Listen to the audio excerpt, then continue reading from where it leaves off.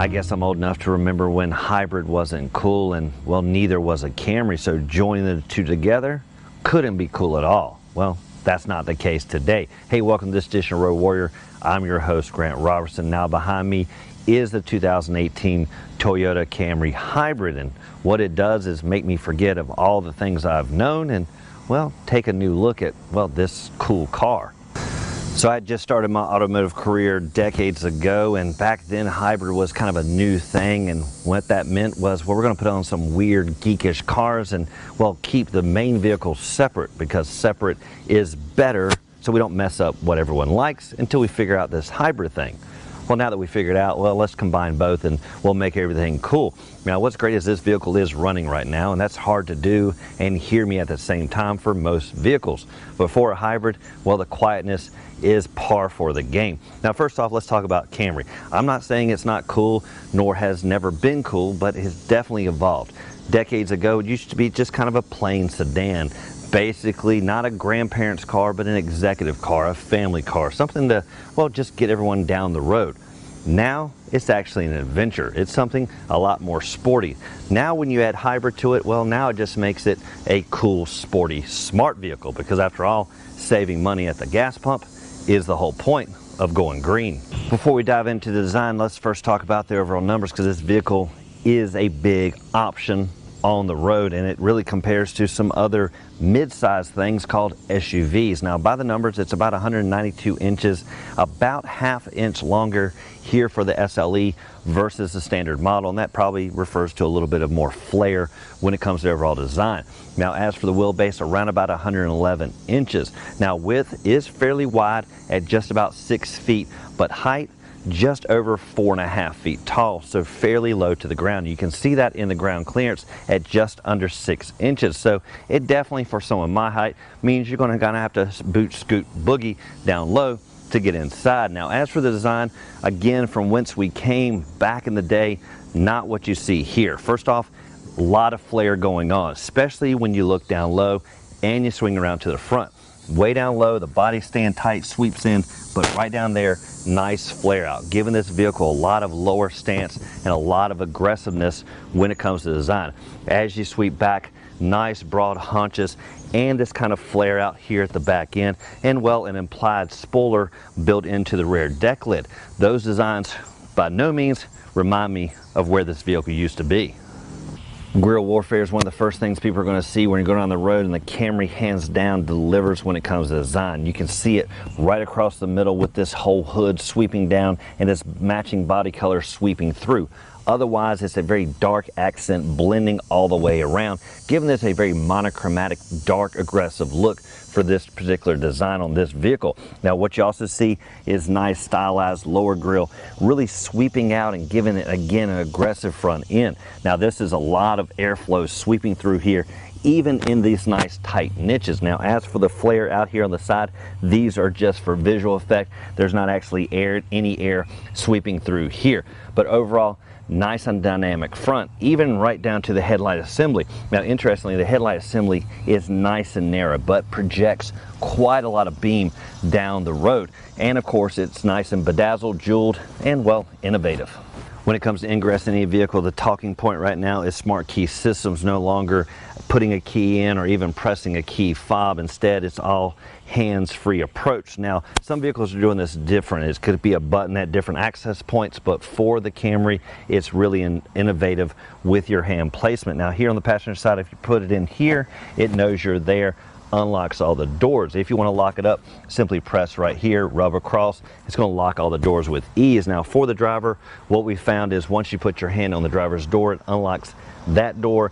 Then I had to press the unlock button for the rest. A better preference would be what we see on some vehicles, where you place your hand once, take it out, place it again, it unlocks all the rest. We couldn't find an option to change that over. Could be myself and the learning curve. Now, as for the rest of the vehicle, real nice design when you look through here. Again, nice and low and sweeps. You can tell on that hood alone, it's nice and chiseled and it really sweeps up out of the way, giving this a lot of aerodynamic flow, and it doesn't hurt that most vehicles are going to the shark fin when it comes to the antenna.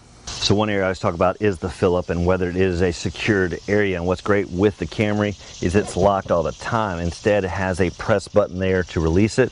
Kind of a throwback Thursday, but it really keeps things locked and prevents any access here until you need it. Now, once you pop it open, it is a cap system. Some vehicles are debating the capless versus cap, but again, I'm starting to let you figure out if you prefer it one way or the other.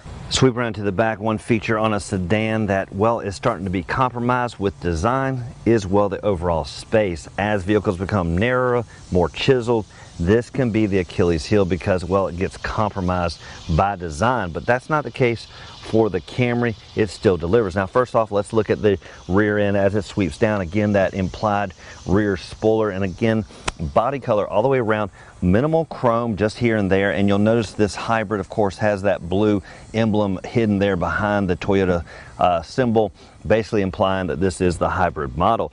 Now, as for the actual cargo, first off is getting this up out of the way. Now, interestingly, traditional thinking here would be that your handle release is right here. Well, not the case. Instead, you have to go far over to the right. Now, that makes it a little awkward should you just be first using this, or maybe a friend's trying to access it. They'll spend 5 or 6 seconds trying to find the actual release.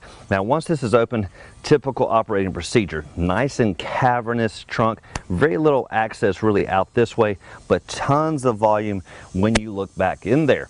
Almost looks cave-like, of course. Now, what you're going to see is around about 15 cubic feet of space, and what that equates to at the end of the day is plenty of room for luggage, whatever you want to put in there, and specifically golf clubs. That's one thing we found with the width of some vehicles. You truly can't put the traditional clubs across here. They typically go angular. That starts to compromise maybe the foursome getting to the links, but in this case there is a nice void here and there, allows you to truly stack a full set of clubs in here when you need. Sometimes when you're trying to do cargo and you're here at the back end, you just got that one big piece, you need to lay the second row. That's going to require maybe moving around the vehicle going inside, but instead for the Camry, they simply have a pull tab here. Once you pull that, the seat is released, allows you to maybe press that item up against it, and it's going to tumble forward. This is just a nice quick access when you're here at the back end. Now, with the pull tabs done, it is somewhat difficult to actually reach those seat backs, so you're actually going to have to come inside to tumble these forward. But what's great is they're nice and light, make it nice and easy. So if you did have an item that is long enough, it will extend into here to press these down. So it doesn't require a lot of oomph, but reaching it from back there to here with yourself is not very easy. So either have a broom handle to push them down, or just use the item you're putting in place to tumble this forward. Looking at the back seat, let's talk about comfort. Now, first thing you'll notice is somewhat of a standard bench styling when it looks back here. And again, a little bit difficult to climb inside, especially my 6-foot frame, because this rear pillar does angle quite a bit back there. Now, once you get inside though, it does feel quite spacious, especially with the overall headroom. And the reason for that is this little lower hump right here actually elevates as it gets to traditional head spacing, giving you actually overall cathedral-like feel. Now, you do have this nice center console. Traditionally on some vehicles, this is elevated just a little bit more and actually doesn't use the cushion to rest. That's not the case here. This kind of just flops into place and rests here on the cushion. Now, once it's in place, it does have decent overall feel and 2 cup holders built in. Now, tucked out of the way, what you will find, again, bench styling, a little bit of sculpting here on the outer sides to give a sport feel and individualized attention. Now, room for 3 across the middle. Now, as for legroom numbers, about 42 inches in the front, 38 inches in the back. Now, you will notice versus maybe crossovers that this seating is a little bit lower. Crossovers, those kind of vehicles, going to have a little bit more ground clearance, a little bit more verticalness here on the seat bottom, but instead you're just going to see a little bit knees elevated just a little bit. And of course, you're going to see the seat backs in the front having that nice arch to them to give that extra breathing room when it comes to your knees. One thing that affects spacing back in the back seat for 3 passengers is this center hump here. Now, what you're going to find is traditional feet placement on either side for the center occupant, but it appears just to be wide enough that everyone can scoot to the outer portions to give just enough feet room for the middle occupant. Now, the Camry Hybrid looks sporty, and well, it is sporty when it comes to the power plant. It's not anemic and, well, feels like you're driving a golf cart. Now, specifically, it has a net horsepower of 208. Now, that's delivered from a 2.5 liter 4-cylinder engine. Now it's going to deliver the 176 horses and 163 foot-pounds of torque. Now when you combine that with the hybrid systems, specifically the electric motor power output, that's going to add an additional 88 kilowatts. We all want that solid feel when we're driving a vehicle, and it all really comes down to when we close the door and just how it sounds. And for the Camry, well, it just doesn't sound so solid. Now that hollow feeling I got when I closed the door on the driver's side really only accounted when the passenger side was open. So when the driver's closed, you close this door, well, it does sound a little bit more solid. Go figure. Now the coolness factor for this vehicle truly applies to the person that sits right here in the driver's seat, because that's what, well, people are going to associate is who's the driver is the one that's the coolest. Everyone else is, well, just their friends. Now what I like up here is this is the best seat in the house. The chairs truly are captain's chairs, really enveloping the front driver and passenger. Nice sculpting, but not too much bolstering. Some vehicles are really bolstering too much and just make it too narrow. Different body types would find it, well, uncomfortable. This one having plenty of width and comfort to go around. Now it does have some nice stitching and again some overall feel. Looking at the inside of the Camry, one of the first things you're going to notice really is the touch screen system right in the middle, and it is divided into a tri-zone. Now what's great is this upper area is going to give you a lot of information on the hybrid technology as it's happening. Now what you'll notice is the battery tells you how much depleted or how much is stored, and it tells you what is going on with charging it. Now a lot of times your wheels will be charging, your engine's charging. Now we're just sitting stationary, so you'll see now this goes on all the time while you're going on the road. Can be somewhat distracting because it looks like almost like you're downloading or updating a file on your iPad. Instead, this is really just telling you what's going on with the hybrid system. Now if you press it, it's going to give you a lot more information, really giving you a specific schematic of all the information. Now that's helpful if you of course understand it, appreciate it, and well, utilize it to your advantage.